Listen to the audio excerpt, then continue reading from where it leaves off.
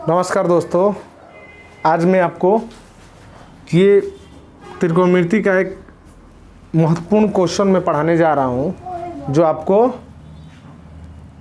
Bihar board matric exam में आपको ये अक्सर ये क्वेश्चन पूछा जाता है, बार बार पूछा जाता है।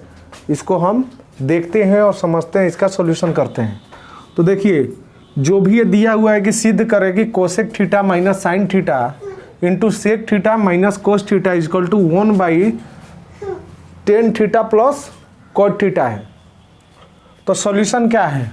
LHS है और RHS। इसको हमने पार्ट में कर लिया, अब इसको हमको देखना है। ठीक है, ध्यान रखिए, अगर हमारा LHS को फाइंड आउट करने पे RHS नहीं आता है तो जो LHS हमारा आएगा, LHS का जो आंसर, उसके बाद फिर से हमको RHS को फिर से डिफाइन करना है। तो इस सिचुएशन में आपको क्या करना, आगे LHS को निकालना है। और ध्यान रखिए, इसको निकालते वक्त हम बार बार कहीं थीटा लगाना भूल जाते हैं। जो A दिया हुआ हो, B दिया हुआ हो, उस समय हम भूल जाते हैं।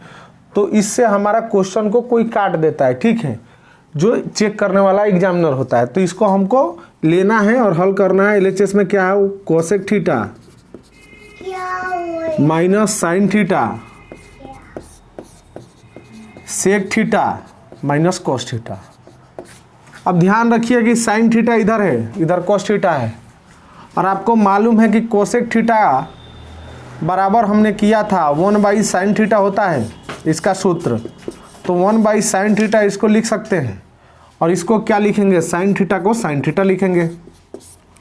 फिर इसको क्या लिखेंगे? 1/cos थीटा लिख सकते हैं सेक को, और इसको क्या लिखेंगे? cos थीटा लिखेंगे। अब आपको मालूम है कि ये साइन को साइन लिख सकते हैं नीचे, जो हमने बटा पर का जोड़ घटाव हमने सीखा है उसको लिख सकते हैं। ये जाएगा तो इनटू में हो जाएगा, तो साइन स्क्वायर थीटा हो जाएगा। तो ये एक बन गया।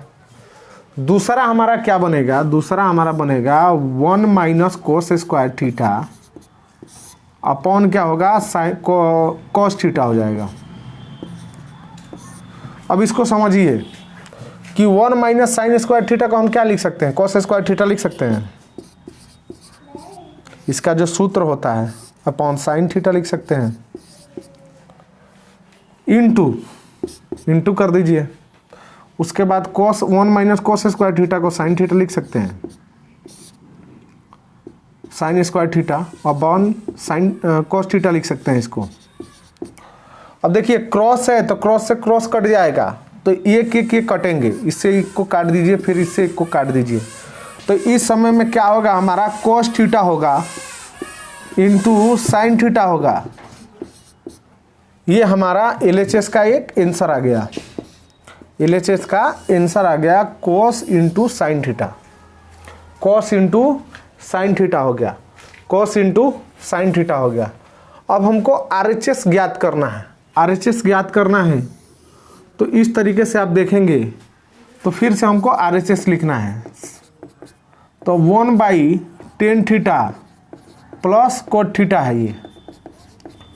tan थीटा को आप क्या लिख सकते हैं? sin/tan लिख सकते हैं, sin/cos लिख सकते हैं, प्लस कोट थीटा को क्या लिखेंगे?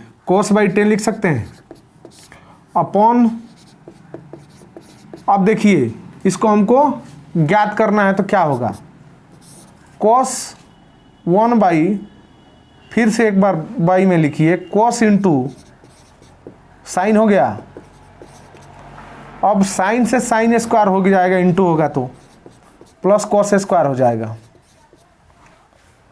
अब आपको मालूम है, चूंकि आपको मालूम है कि sine square theta plus cos square theta बराबर क्या होता है? 1 होता है।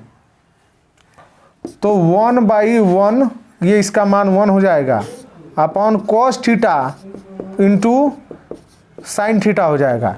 ये जो थर्ड में है तो थर्ड उठ के चला जाएगा ऊपर, तो हमारा RHS से हमारा आ जाएगा cos theta into sine theta हो जाएगा।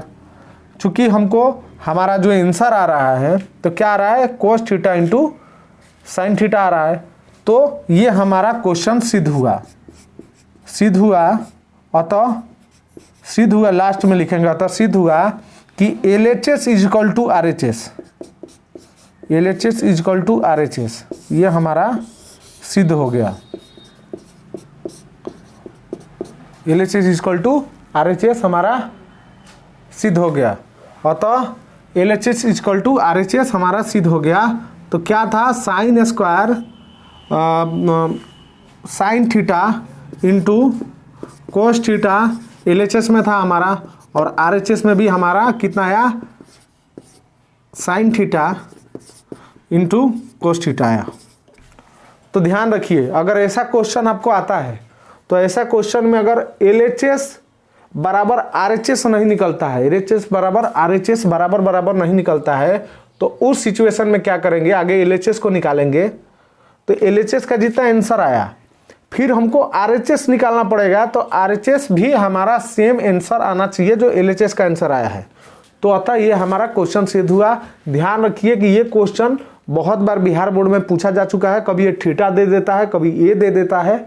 ये 5 नंबर का क्वेश्चन आता है और ये बहुत इंपॉर्टेंट क्वेश्चन है, इसको देख लीजिएगा, 1-2 बार आप देखेंगे तो समझ में आ जाएगा। बस फार्मूला बेस पे है, फार्मूला में आपको पढ़ा दिया हूँ, उसको जाकर देखेंगे तो आपको समझ में आएगा। चलिए इस वीडियो को यहीं समाप्त करते हैं। इसी तरीके से इंपॉर्टेंट क्वेश्चन हर सब्जेक्ट का मैं इस वीडियो पे लाता रहूँगा। आपके फरवरी के पहले लगभग 10 तारीख के पहले हर एक टॉपिक को कंप्लीट करा दूंगा।